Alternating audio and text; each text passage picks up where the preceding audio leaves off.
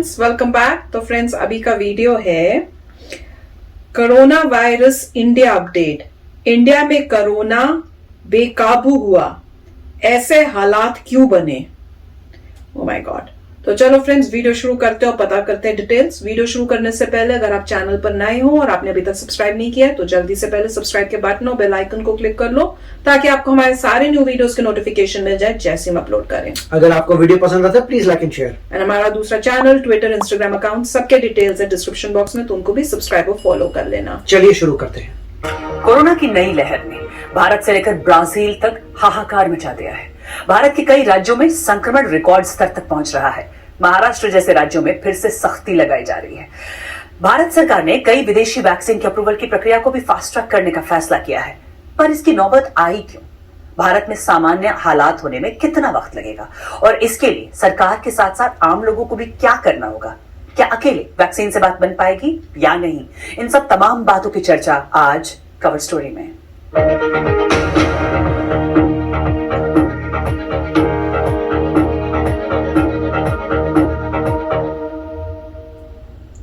भारत में कोरोना संक्रमण बेकाबू होता जा रहा है। अमेरिका के बाद भारत दुनिया भर में कोरोना वायरस से सबसे ज्यादा प्रभावित दूसरा देश बन गया है।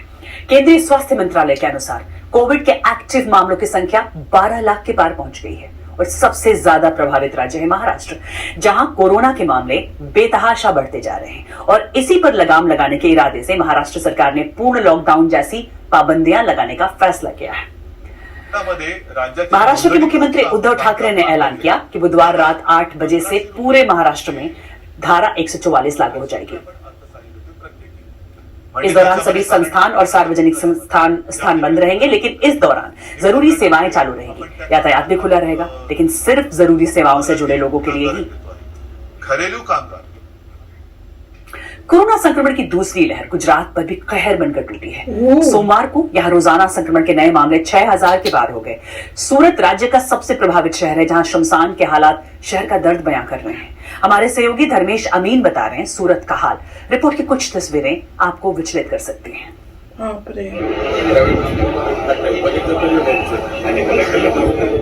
ये सूरत के एक शमशान का हाल है, जहां कोरोना की वजह से जान गंवाने वालों की लाशें रखी हुई हैं। कोरोना से मरने वालों के परिजन अंतिम संस्कार करने के लिए अपनी बारी का इंतजार कर रहे हैं। गुजरात में मार्च से ही संक्रमण के मामले तेजी से बढ़ रहे हैं, जिसमें सूरत का हाल और ज्यादा बुरा है। ऑक्सीजन और रेमडेसिविर के इंजेक्शनों की मांग तो बढ़ी ही है, साथ ही कोरोना के मरीजों को अस्पताल में बेड हासिल करने के लिए कतार लगानी पड़ रही है। और सूरत के शमशानों में साफ नजर आ रहा है कि हालात कितने विकराल हैं। हमारे पड़ोसी का निधन हो गया। उनका अंतिम संस्कार करने के लिए हमने सुबह टोकन लिया था और हम अब भी अपनी बारी का इंतजार कर रहे हैं। अब तक 34 लोगों की लास्ट राइट्स हो चुकी है। 34। सूरत के कई शमशानों में अंतिम संस्कार करने के लिए लिस्ट बनाने की नौबत आ चुकी है। गुजरात में कोरोना वायरस के नए वेरिएंट्स की वजह से संक्रमण के मामले बहुत बढ़े हैं। रिपोर्ट्स के मुताबिक ये वेरिएंट्स ज्यादा संक्रामक हैं। पिछले साल के मुकाबले इस साल बुजुर्गों के साथ साथ बच्चे और युवा भी ज्यादा संक्रमित हो रहे हैं। कई ऐसे मामले भी हैं जहां एक व्यक्ति की वजह से पूरा परिवार संक्रमित हो गया। वहीं मौतों के आंकड़े भी बढ़े हुए बताए जा रहे हैं। राज्य सरकार पर कोरोना से मौतों के असल आंकड़े छिपाने का आरोप लग रहा है। सोशल मीडिया पर अपने वीडियो शेयर करते लोग बता रहे हैं कि कैसे उन्हें शमशानों में अपने करीबियों का अंतिम संस्कार करने के लिए इंतजार करना पड़ रहा है। कृपया आप लोग हालात की गंभीरता समझते हुए सतर्क रहें। कुछ रिपोर्ट्स के मुताबिक ऐसे मामले भी सामने आए हैं जहां लोग जल्द से जल्द अपने करीबियों का अंतिम संस्कार करना चाहते थे, तो वो शवों को लेकर गांव चले गए। कोरोना की दूसरी लहर से निपटने के लिए सरकार की तैयारियों पर भी सवालिया निशान लग रहे हैं। सूरत के कलेक्टर डॉक्टर धवल पटेल ने कहा कि कोरोना संक्रमण के मामले रोजाना बढ़ रहे हैं और शहर की हालत बदतर हो सकती है। My God. और माना जा रहा है कि कोरोना पर काबू के लिए तेजी से वैक्सीनेशन बेहद जरूरी है। इसलिए संक्रमण की इस घातक लहर को देखते हुए भारत में तीसरी वैक्सीन को आपातकालीन उपयोग के लिए मंजूरी दे दी गई है और ये है रूस में विकसित स्पुतनिक 5 वैक्सीन। भारत की ड्रग नियामक संस्था ने माना है कि स्पुतनिक 5 सुरक्षित है। ये ऑक्सफोर्ड एस्ट्राजेनेका की कोविशील्ड वैक्सीन की तरह ही काम करती है और अब तक भारत में पहले से स्वीकृत कोविशील्ड और कोवैक्सीन टीकों की 10 करोड़ डोज दी जा चुकी है। वैक्सीनेशन शुरू होने के बाद उम्मीद थी कि दुनिया इस वायरस पर जल्द काबू पा लेगी, मगर विश्व स्वास्थ्य संगठन ने कड़ी चेतावनी दी है कि दुनिया भर में कोरोना महामारी अब भी बढ़ रही है और इसका पीक अभी भी आना बाकी है। ब्राजील दुनिया के सबसे प्रभावित देशों में से एक है। यहाँ पिछले हफ्ते रोजाना 4000 लोग कोरोना से जान गंवा रहे थे। इस हफ्ते ये संख्या घटी तो है, लेकिन संक्रमण के मामले अब भी बढ़ रहे हैं।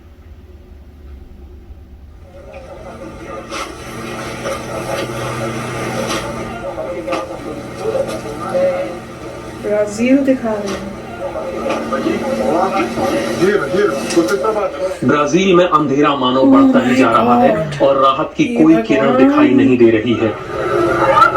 लैटिन अमेरिका की सबसे बड़ी कब्रगाह में मुर्दों का अंबार लगा है, जिन्हें 24 घंटे दफनाया जा रहा है। अपनों को खोने का गम तब और गहरा जाता है जब लोग उन्हें इज्जत से विदा भी नहीं कर पाते। पूरा ब्राजील सामूहिक रूप से शोक मना रहा है। एक के आंसू थमते भी नहीं कि दूसरे की खबर आ जाती है। आज सुबह मेरे पापा नहीं रहे, उन्हें अस्पताल में कोविड हुआ था। मैं अपना दर्द बयां नहीं कर सकता। दूसरे देशों में हालत सुधर रही है, लेकिन ब्राजील में ये और बिगड़ती जा रही है। अगर हमारे राष्ट्रपति ने पहले वैक्सीन खरीद ली होती तो शायद मेरे पिता बच जाते। ब्राजील में अब तक 3.5 लाख से ज्यादा मौतें हो चुकी हैं। वहाँ ज्यादातर अस्पताल 90% क्षमता तक भरे हुए हैं। उन्हें जहाँ भी जगह मिलती है वो वहाँ बेड लगा रहे हैं। फिर से खेलों के जिस स्टेडियम में कभी ब्राजील का जोश गूंजता था, आज वहाँ कोरोना के मरीजों का इलाज चल रहा है। ब्राजील के आईसीयू में भर्ती ज्यादातर मरीज 40 साल से कम उम्र के हैं। एक ही परिवार में कई मौतें हो रही हैं। हमारे यहाँ एक माता पिता और उनका बेटा भर्ती था, उनका बेटा नहीं रहा। अब हम उन माता पिता को ये बता भी नहीं सकते, वरना उनकी हालत और खराब हो सकती है। राष्ट्रपति बोल्सोनारो ने एक वक्त इस वैश्विक महामारी को मामूली बुखार बताकर खारिज कर दिया था, लेकिन आज सच्चाई ये है कि थके मांदे स्वास्थ्य कर्मी युवाओं और बुजुर्गों को बचाने में जुटे हैं। महज 28 साल के एंडरसन बताते हैं कि वो बाल बाल बचे हैं। जब उन्हें मेरी नसें नहीं मिल रही थी, एक अहम धमनी नहीं मिल रही थी और मैं सांस नहीं ले पा रहा था, तब मुझे लगा कि अब मैं नहीं बचूंगा। मैं मानता हूं कि ये हमारी सरकार और राष्ट्रपति की नाकामी है। उन्हें अपना जमीर टटोलना चाहिए और लोगों को देखने अस्पताल आना चाहिए। ब्राजील की त्रासदी ये है कि यहाँ हालात इतने खराब नहीं होने चाहिए थे। ब्राजील का स्वास्थ्य तंत्र आमतौर पर अच्छा है। राष्ट्रीय टीकाकरण अभियानों में भी इसका इतिहास बढ़िया रहा है। ये मुस्तैदी ना दिखाने का नहीं, बल्कि कुप्रबंधन का नतीजा है। अस्पताल के बाहर का मंजर किसी भयानक सपने से कम नहीं है। यहाँ खड़े बेचैन लोग अपने करीबी की खबर आने का इंतजार करते रहते हैं। ज्यादातर को बुरी खबर ही मिलती है। अगर समय रहते कदम उठा लिए गए होते तो शायद यहाँ एक एक करके इतने नाम ना लिए जा रहे होते। तो फ्रेंड्स, डरा दिया इस वीडियो ने तो, और मेरे ख्याल से डरना बहुत इंपॉर्टेंट भी है, क्योंकि हम लोग जो हैं हम केयरलेस हो रहे हैं। मैं सच कह रही हूँ, हम भी कुछ हद तक केयरलेस हो गए हैं, पर इस वीडियो से फिर से अब लग रहा है कि केयरलेस नहीं होना चाहिए था। केयरलेसनेस का ये नतीजा है, और इससे मुझे तो बहुत ही घबराहट होने लगे, स्पेशली इंडिया का सुनकर, और जब हमारे पेरेंट्स भी वहां पर हैं। तो आई जस्ट होप कि सब अपने आप को घर में लॉक कर लें और बाहर ना निकलें, क्योंकि ये सब बाहर निकलने की वजह से हो रहा है। तो अगर गवर्नमेंट को लॉकडाउन करना पड़ रहा है तो लॉकडाउन कर देना चाहिए, सोचने की जरूरत नहीं है, क्योंकि जिंदगियां जो है बहुत इंपॉर्टेंट है। पर इस बात की बहुत दुख हो रहा है कि यहां तक नौबत पहुंची क्यों। जैसे ही पता चल रहा था कि केयरलेसनेस हो रही है, वहीं पे रोक देना चाहिए था, वहीं पे सीरियस एक्शंस ले लेने चाहिए थे, ताकि इतना सीरियस हो ही ना पाए।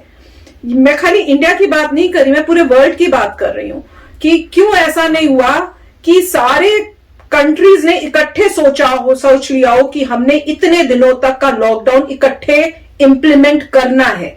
अगर पूरा वर्ल्ड इकट्ठा ये सोच के इंप्लीमेंट कर ले तो ये बीमारी को हटने में, जाने में कोई टाइम नहीं लगेगा। पर इतना मिसमैनेजमेंट हो रहा है, इतना मिसमैनेजमेंट कि वो आके फिर से आ रही है, वेव्स पे वेव्स आ रही हैं, और अभी भी आती रहेंगी अगर कुछ स्ट्रिक्ट एक्शंस नहीं लिए जाएंगे। और वैक्सीन सबको लग रही हैं, पर इतनी फास्ट नहीं लग रही, और इतने सारे वेरिएंट्स भी आ रहे हैं। तो कुछ नहीं पता कि कितना वो वैक्सीन भी इफेक्टिव होंगी।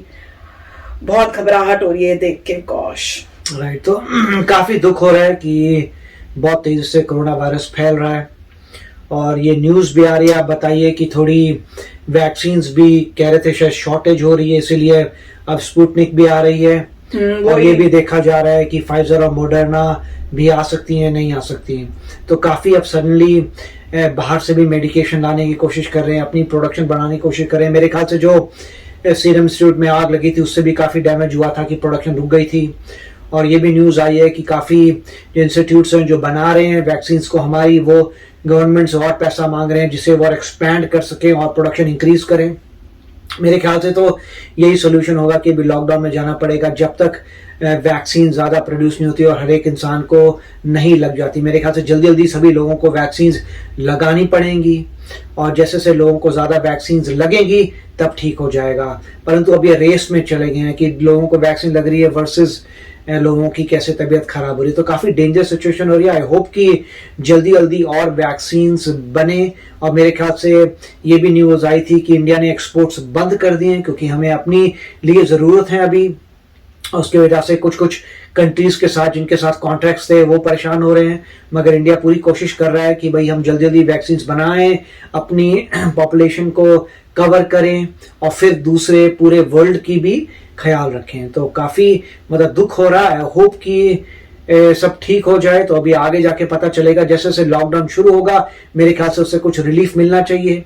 और ऐसा भी कहा जाता है और मैं मानता भी हूँ कि इंडियंस में इम्यूनिटी थोड़ी ज्यादा होती है, तो होपफुली सब ठीक हो जाएगा।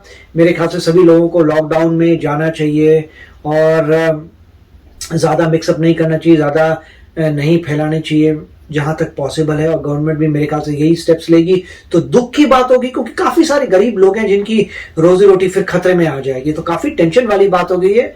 एंड मेरा तो यही होप है कि थैंक गॉड वैक्सीन अवेलेबल है और वैक्सीन की प्रोडक्शन बड़ी जबरदस्त इंक्रीज होनी चाहिए और होपफुली जितनी जैसे से लोग ज्यादा वैक्सीनेट होंगे वैसे कंट्रोल में आ जाएगा।